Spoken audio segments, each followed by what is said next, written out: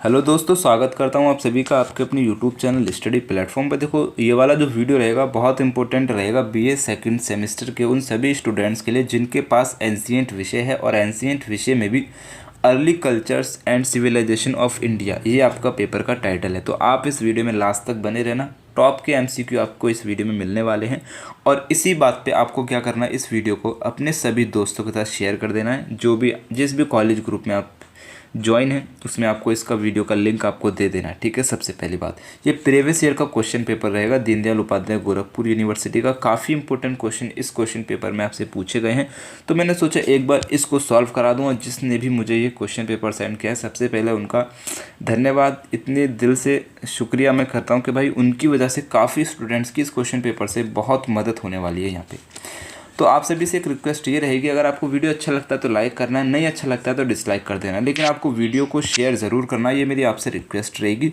और चैनल पे नए तो सब्सक्राइब ज़रूर करना। नेक्स्ट किस टॉपिक पे एमसीक्यू चाहिए या किस पेपर का आंसर की आपको चाहिए वो भी मुझे कमेंट कर देना। और आपका अभी जो एग्ज़ाम होने वाले हैं किसी भी सब्जेक्ट का रहेगा, आपको उसके आंसर की चाहिए तो मेरे नंबर पर आप मुझे सेंड कर देना और उसके आंसर की मैं आपको कुछ देर में ही प्रोवाइड करा दूँगा, ठीक है। जैसे ही आप मुझे क्वेश्चन पेपर भेजेंगे उसके 3 से 4 घंटे के अंदर मैं आपको आपके आंसर की प्रोवाइड करा दूंगा, ठीक है। देखो, पहला क्वेश्चन आपसे जो पूछा गया था वो था कि सांची स्तूप कहाँ स्थित है। तो सांची का जो स्तूप है ना, वो मध्य प्रदेश में स्थित है। इन सारे क्वेश्चनों का आपको रिपीट करना है, मेरे साथ साथ रिपीट करना है और याद करते चलना है हाथ के हाथ, ठीक है। सांची स्तूप जो है कहाँ पे स्थित है, where is Sanchi stupa located. तो आपको याद रखना है मध्य प्रदेश में सांची का स्तूप लोकेटेड हो जाएगा। और आप मुझे एक बार ये कमेंट कर देंगे कि सांची का जो स्तूप है ना, भारत मतलब हमारा जो इंडियन करेंसी है, इंडियन करेंसी के किस नोट पे, ठीक है, इंडियन करेंसी के किस नोट पे सांची का स्तूप जो है वो आपका क्या कहते हैं प्रिंटेड है, छपा हुआ है। तो सांची का जो स्तूप है किस भारतीय करेंसी पे छपा हुआ है, ये आपको मुझे कमेंट करके बताना है। नेक्स्ट क्वेश्चन है कि ऋग्वेद में सबसे महत्वपूर्ण देवता है। तो ऋग्वेद में सबसे महत्वपूर्ण देवता आपके इंद्र देवता हो जाएंगे भाई। डी आपका करेक्ट आंसर है, इंपॉर्टेंट है, सारे क्वेश्चन को रिपीट करते चलना है। नेक्स्ट क्वेश्चन आपसे पूछा गया कि ऋग्वेद में कितने मंडल हैं। भाई ऋग्वेद में ना आपके 10 मंडल हैं, बात को याद रखना है। इंपॉर्टेंट क्वेश्चन है, सिंपल क्वेश्चन ही आते हैं, जैसे कि इस पेपर में भी आते हैं ना, ये मैंने अपने पास से नहीं लिखे हैं, ये आपका यूनिवर्सिटी ने पेपर तैयार किया है और इसी तरीके के क्वेश्चन आते हैं, सिंपल क्वेश्चन आते हैं। इन्हीं क्वेश्चन को आपको तैयार करना है बस। नेक्स्ट क्वेश्चन है कि मनुस्मृति में कितने प्रकार के विवाहों का उल्लेख किया गया है। तो मनुस्मृति में भाई आपके 8 प्रकार के विवाहों का उल्लेख किया गया है, ठीक है। मनुस्मृति में 8 प्रकार के विवाहों का उल्लेख किया गया है, ठीक है। 8 विवाहों का उल्लेख किस में किया गया है, मनुस्मृति में किया गया है भाई। चौथे का बी आपका करेक्ट आंसर हो जाएगा। देखो, नेक्स्ट क्वेश्चन है कि ऋग्वेद काल में परिवार थे। तो ऋग्वेद काल में जो परिवार थे ना वो पितृसत्तात्मक थे, यानी कि जो घर का मुखिया हुआ करता था वो पिता हुआ करता था। तो इस घर का मुखिया तो पितृसत्तात्मक, घर की मुखिया माता है तो मातृसत्तात्मक हो जाएगा। तो ऋग्वेद काल जो था आपका, ऋग्वेद काल में पितृसत्तात्मक व्यवस्था चलती थी, ये यहाँ पे करेक्ट आंसर है। नेक्स्ट क्वेश्चन है कि उपनिषदों को क्या कहा जाता है। तो उपनिषद जो होते हैं उसको ना वेदांत कहते हैं भाई। सी आपका यहाँ पे करेक्ट आंसर है, छठे का सी करेक्ट आंसर है कि उपनिषदों को क्या कहा जाता है भाई। मेरे साथ याद करते चलेंगे कि वेदांत कहा जाता है। नेक्स्ट क्वेश्चन आपसे पूछा गया है कि वेदांत के 6 अंगों में से कौन से हैं। तो देखो, वेदांत के कितने अंग होते हैं भाई। सबसे पहले वेदांत के 6 अंग होते हैं। 6 अंग कौन से होते हैं आपसे पूछ सकता है। यहाँ पे आपको 3 दे रखे हैं, 3 अगली बार दूसरे दे सकता है, तो वो भी याद करना बहुत ज़रूरी है। तो वेदांत के 6 अंग होते हैं, सबसे पहली बात इसको याद रखना है। वेदांत के कितने अंग होते हैं, सभी कमेंट कर देंगे कि वेदांत के 6 अंग होते हैं, आपको याद होता चलेगा। कौन सा होता है, शिक्षा होता है, निरुक्त होता है, ज्योतिष होता है। इसके अलावा जो होते हैं चंदा होता है, कल्पा होता है, व्याकरण होता है। चंदा, कल्पा, व्याकरण। चंदा, ठीक है, चंदा, कल्पा और एक होता है आपका व्याकरण, ठीक है। क्या होता है, चंदा, कल्पा, व्याकरण, शिक्षा, निरुक्त, ज्योतिष, ये वेदांत के 6 अंग होते हैं। तो यहाँ पे आपको राइट आंसर इसका लगा देना है डी, यानी कि ये सभी जो हैं वेदांत के अंगों में शामिल हो जाएंगे। नेक्स्ट क्वेश्चन देखो भाई, आपसे पूछा जा सकता है कि निम्न में से कौन सा वैदिक साहित्य का अंग नहीं है। तो वैदिक साहित्य का अंग नहीं है, ये वाला क्वेश्चन का आंसर आप मुझे कमेंट में करेंगे। 8 का करेक्ट आंसर क्या होगा, ब्राह्मण साहित्य, आर्णिक, सूत्र साहित्य या उपनिषद। A, B, C, D में से क्या रहेगा, मैं आपके कमेंट का वेट करूंगा। ठीक है, इसको जल्दी आपको बताना है। नेक्स्ट क्वेश्चन आपसे पूछा गया कि गायत्री मंत्र का उल्लेख किस वेद में किया गया। तो गायत्री मंत्र का जो उल्लेख आपका किया गया है ना भाई, ऋग्वेद में किया गया है। बहुत इंपॉर्टेंट है, गायत्री मंत्र से क्वेश्चन आएगा, इस तरीके से भी आ सकता है या अलग तरीके से भी पूछ सकता है। तो गायत्री मंत्र का उल्लेख किस वेद में किया गया है, ऋग्वेद में किया गया है। नेक्स्ट क्वेश्चन है कि महाभाषा के रचयिता कौन है। तो महाभाषा जो है उसको किसने लिखा है भाई, बहुत इंपॉर्टेंट है, पतंजलि ने लिखा है। पतंजलि ने महाभाष्य को लिखा है, बी करेक्ट आंसर है। नेक्स्ट क्वेश्चन आपसे पूछा गया कि बुद्ध चरित की रचना किसने की है। बुद्ध चरित की रचना आपकी अश्वघोष ने की है। आपको वीडियो को स्किप नहीं करना है कि भैया हमारे एग्जाम का टाइम है नहीं और इतना धीरे धीरे पढ़ा रहा है। मैं धीरे इसलिए पढ़ा रहा हूँ ताकि आप मेरे साथ रिपीट करते चलें, आपको अलग से दोबारा वीडियो ना देखनी पड़े, आपको दोबारा से इसको ना रिपीट करना पड़े। आप अभी साथ में पढ़ते चलो, मैं कुछ भी बोल रहा हूँ लेकिन आपको आंसर को रिपीट करते चलना, मेरी बातों पर एक साइड से नज़र मारते हुए आपको क्वेश्चन को रिपीट करते चलना है। बुद्धिचरित की रचना किसने की है। तो बुद्धिचरित की रचना अश्वघोष ने की है भाई, ये यहाँ पे करेक्ट आंसर है। नेक्स्ट क्वेश्चन आपसे पूछा गया है कि रामायण के दूसरे कांड का नाम है। तो रामायण के दूसरे कांड का नाम क्या हो जाएगा भाई, आप जल्दी से मुझे इसका आंसर भी कमेंट में कर देंगे तो अयोध्या कांड हो जाएगा। ठीक है, अयोध्या कांड रामायण के दूसरे कांड का नाम हो जाएगा। इसको याद करने की ट्रिक वैसे आपको बताऊं, आपको वैसे मुझे पता है याद ही होगा। देखो रामायण, तो राम यहाँ पे लिख के आ रहा है, तो अयोध्या से संबंधित आपका यहाँ पे राम हो जाएंगे। तो अयोध्या आपको यहाँ पे बस इससे इसी को ट्रिक को मैच कर लो, मेरे से ज़्यादा तो आप मुझे लगता है जानते होंगे। रामायण के दूसरे कांड का नाम है तो अयोध्या कांड हो जाएगा, सी यहाँ पे करेक्ट आंसर है ना। नेक्स्ट क्वेश्चन है कि इंडिका किसने लिखी है। बहुत इंपॉर्टेंट क्वेश्चन है, बहुत बेसिक सा क्वेश्चन है। जो इंडिका किताब है ना, मेगास्थनीज ने लिखी है। ठीक है, नेक्स्ट क्वेश्चन आपसे पूछा जा सकता है कि रामायण के लेखक कौन है। बहुत सिंपल सा क्वेश्चन, बहुत इंपॉर्टेंट क्वेश्चन है। तो वाल्मीकि ने रामायण को लिखा है, बहुत इंपॉर्टेंट है भाई। ये बेसिक से क्वेश्चन आपको याद करते चलने। रामायण को किसने लिखा है, वाल्मीकि जी ने लिखा है, याद रखना है। नेक्स्ट क्वेश्चन है महाभारत मूलतः किस रूप में जाना जाता है। तो महाभारत जो है ना, उसको हम किस रूप में जानते हैं, जय संहिता के नाम से आप जानते हैं। ठीक है, महाभारत को आप जय संहिता के नाम से आपको जानते हैं, डी आपका करेक्ट आंसर है। सारे क्वेश्चन याद करने हैं। नेक्स्ट क्वेश्चन आपसे पूछा जा सकता है लोथल कहाँ स्थित है। देखो हड़प्पा सभ्यता से क्वेश्चन पूछा गया है कि लोथल कहाँ पे स्थित है भाई, बहुत इंपॉर्टेंट क्वेश्चन है। लोथल जो हो जाएगा आपका हरियाणा में, नहीं लोथल आपका गुजरात में हो जाएगा भाई। लोथल आपका गुजरात में है, ये यहाँ पे करेक्ट आंसर है। लोथल आपका गुजरात में हो जाएगा। ठीक है, राजस्थान में आपका कालीबंगा हो जाएगा। ठीक है, कहाँ हो जाएगा, कालीबंगा में हो जाएगा। पाकिस्तान में आपका हड़प्पा सभ्यता हो जाएगा। ठीक है, हड़प्पा सभ्यता जो हड़प्पा क्षेत्र है वो कहाँ पे है, पाकिस्तान में है। और राजस्थान में आपका एक इम्पोर्टेंट है कालीबंगा, जहाँ से चूड़ी वगैरह के अवशेष मिले हैं। गुजरात में घोड़े के और चावल के भी कुछ अवशेष मिले हैं। तो लोथल कहाँ पे है, गुजरात में है भाई। ठीक है, ये बहुत फेवरेट चैप्टर मेरा रहा है जब मैं हिस्ट्री पढ़ रहा था 12th क्लास में। नेक्स्ट क्वेश्चन है किसने सिंधु सभ्यता शब्द का प्रयोग सर्वप्रथम किया था। देखो सर जॉन मार्शल ने सिंधु सभ्यता शब्द का सबसे पहले प्रयोग किया था। ठीक है, क्यों किया था, क्योंकि सिंधु नदी के पास ये सभ्यता पाई गई थी, तो सिंधु सभ्यता इसका नाम रख दिया गया था। नेक्स्ट क्वेश्चन आपसे पूछा जा सकता है कि निम्नलिखित में से कौन सा राज तरंगिणी का लेखक है। तो राज तरंगिणी का लेखक कौन है भाई, बहुत इंपॉर्टेंट क्वेश्चन है, मेरी बात पे यकीन करना। तो कल्हड़ इसके रचयिता हो जाएंगे। राज तरंगिणी किसने लिखी है, कल्हड़ ने लिखी है। बहुत इंपॉर्टेंट क्वेश्चन है, आप मेरी वीडियो देख रहे ना तो मेरे पे विश्वास करके चलना। इंपॉर्टेंट बता रहा हूँ तो इम्पोर्टेंट है, आपको गौर से देखना उस चीज़ को, हवा में मत लेना। ठीक है, इंपॉर्टेंट है तो इम्पोर्टेंट है। नेक्स्ट है कि उपनिषद आधारित है। तो उपनिषद जो है ना वो आधारित हो जाएगा सॉरी। नेक्स्ट है कि उपनिषद आधारित है। तो उपनिषद भाई जो है आपका दर्शन पर आधारित हो जाएगा। ठीक है, उपनिषद आपका दर्शन शास्त्र पर आधारित हो जाएगा, ये यहाँ पे करेक्ट आंसर है। नेक्स्ट क्वेश्चन आपसे पूछा गया है संस्कारों की कुल संख्या कितनी है। तो संस्कारों की कुल संख्या आपकी ना भाई 16 हो जाएगी, डी आपका यहाँ पे करेक्ट आंसर है।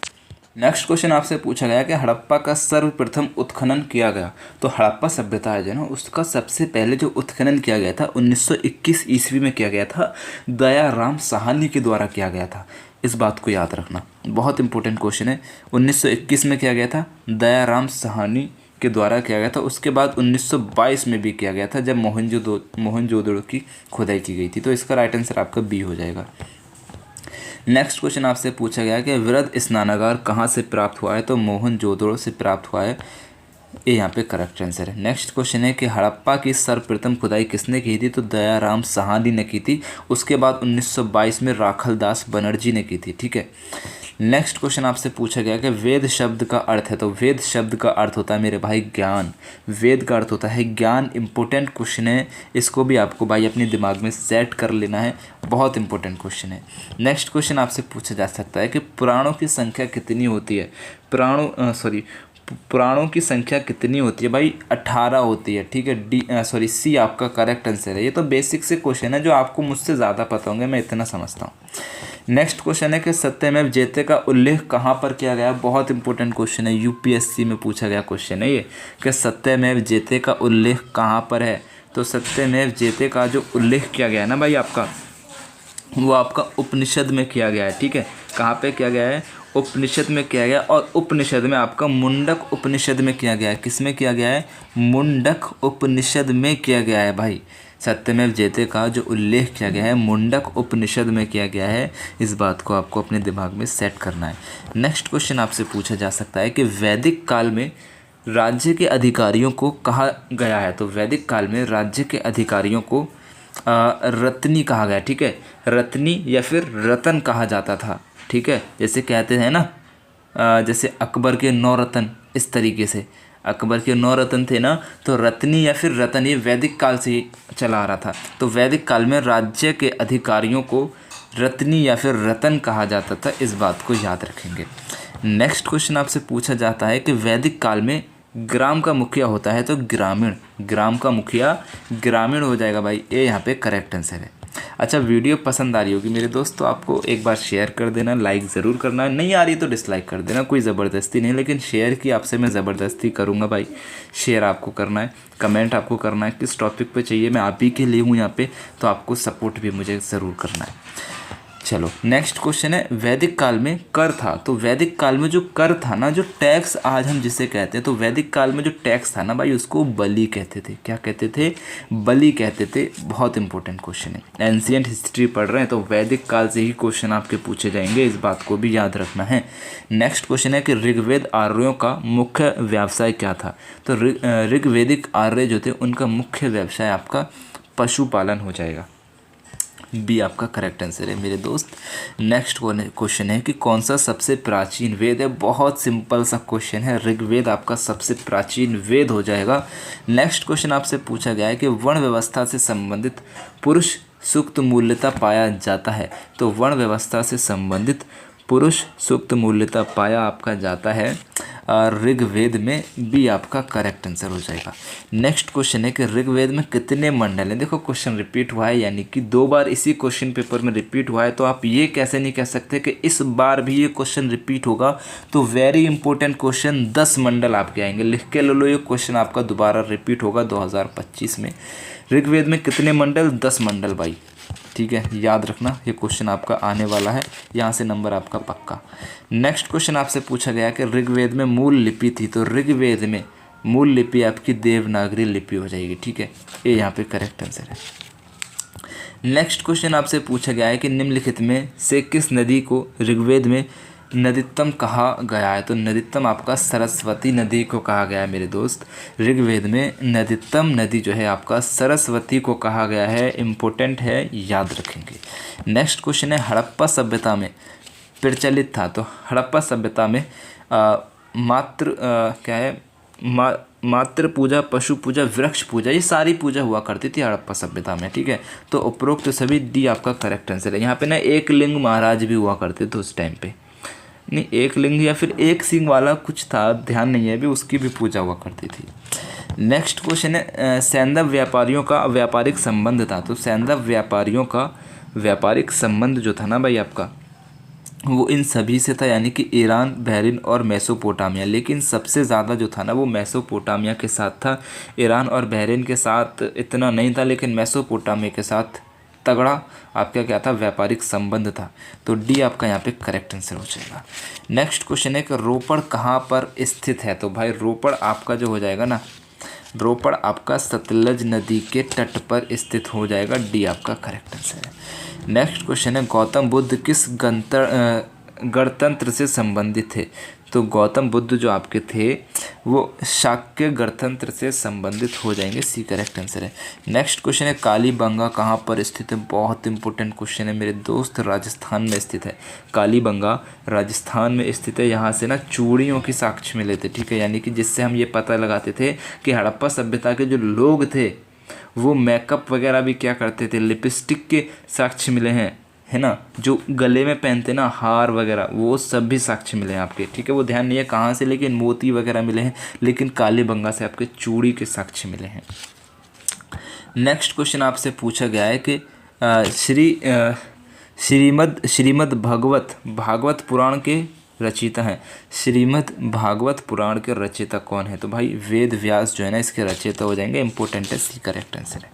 नेक्स्ट क्वेश्चन है पुरा स्थल हड़प्पा कहाँ पर स्थित है। तो पुरा स्थल हड़प्पा कहाँ पर स्थित है भाई, पाकिस्तान में है आज के समय में, बी करेक्ट आंसर है। नेक्स्ट क्वेश्चन है कि किस ग्रंथ में 16 महाजनपदों का उल्लेख मिलता है। तो राइट आंसर आपको यहाँ पे इसका लगा देना है 43 का राइट आंसर आपको लगाना है अंगुत्कार निकाय, ठीक है। अंगुत्कार निकाय में 16 महाजनपदों का उल्लेख मिलता है, सी आपका करेक्ट आंसर है। नेक्स्ट क्वेश्चन आपसे पूछा गया है वर्ण का सर्वप्रथम उल्लेख किस ग्रंथ में मिलता है। वर्ण का सर्वप्रथम उल्लेख किस ग्रंथ में मिलता है। तो पुराणों में आपका मिलता है, डी आपका करेक्ट आंसर है। नेक्स्ट क्वेश्चन है कि सामवेद के मंत्र कहलाते हैं। तो सामवेद के जो मंत्र होते हैं ना भाई उसको साम कहते हैं, क्या कहते हैं, साम कहते हैं। नेक्स्ट क्वेश्चन आपसे पूछा गया है कि महाभारत में कुल कितने पर्व हैं। तो महाभारत में आपके कितने पर्व हो जाएंगे। राइट आंसर यहाँ पे आपको इसका लगा देना है 18 पर्व हो जाएंगे, डी करेक्ट आंसर है। नेक्स्ट क्वेश्चन आपसे पूछा गया है संस्कृत भाषा में लिखा गया अभिलेख है। तो संस्कृत भाषा में लिखा गया अभिलेख हो जाएगा जूनागढ़ अभिलेख, बी करेक्ट आंसर है। नेक्स्ट क्वेश्चन है अभिज्ञान शकुंतलम है। तो अभिज्ञान शकुंतलम एक नाटक हो जाएगा, क्या है, एक नाटक है। नेक्स्ट क्वेश्चन है महात्मा बुद्ध के बचपन का नाम है। तो महात्मा बुद्ध के बचपन का नाम आपका हो जाएगा गौतम, ठीक है, क्या नाम हो जाएगा, गौतम हो जाएगा, ठीक है। हाँ, सिद्धार्थ गौतम इनका पूरा नाम था, सॉरी, सिद्धार्थ गौतम इनका पूरा नाम था। महात्मा बुद्ध इसका बाद में पड़ गया, ठीक है, गौतम बुद्ध कहते हैं ना, तो सिद्धार्थ गौतम इनका नाम था, ये यहाँ पे करेक्ट आंसर है। नेक्स्ट क्वेश्चन आपसे पूछा गया कि अजंता की गुफाएं किस धर्म से संबंधित है। तो बौद्ध धर्म से संबंधित हो जाएंगे, ये करेक्ट आंसर है। यहाँ पे आपका क्वेश्चन पेपर या फिर इंपॉर्टेंट क्वेश्चन मैंने करा दिए हैं। उम्मीद करूँगा वीडियो आपको अच्छा लगा होगा। अच्छा लगा तो क्या करना है, एक छोटा सा प्यार करना है, यानी कि लाइक कर देना है, ठीक है, अच्छा लगा है तभी, और कमेंट कर देना है, चैनल को सब्सक्राइब ज़रूर कर लेना है। नेक्स्ट किस टॉपिक पर वीडियो चाहिए। और एक इंपॉर्टेंट बात, अगर आप किसी भी कंपटीशन एग्जाम की तैयारी कर रहे हैं तो आपके लिए मैंने एक चैनल स्टार्ट किया था हेलो स्टडी के नाम से, उसका नाम अभी मैंने बदल के की ऑफ सक्सेस रख दिया है, ठीक है, की ऑफ सक्सेस मैंने रख दिया। उस चैनल का लिंक मैं डिस्क्रिप्शन में दे दूँगा। अगर आप किसी भी एग्ज़ाम की तैयारी कर रहे हैं, जैसे कि SI अभी भर्ती निकली है, SI UPSI, या फिर किसी भी दरोगा वगैरह की, मतलब दरोगा या फिर UP पुलिस कांस्टेबल या RRB जो रेलवे निकाल रहा है, किसी भी कंपटीशन एग्ज़ाम की तैयारी कर रहे हैं तो यहाँ पे MCQ मैं इस चैनल पे आपको कराऊंगा, जो कि आपके प्रैक्टिस बेस पे रहेंगे, ठीक है। अगर आप एक बार चाहें तो वीडियो को चैनल को देख सकते हैं, लिंक मैंने डिस्क्रिप्शन में दे दिया है। Thanks for watching, take care, अल्लाह हाफिज़।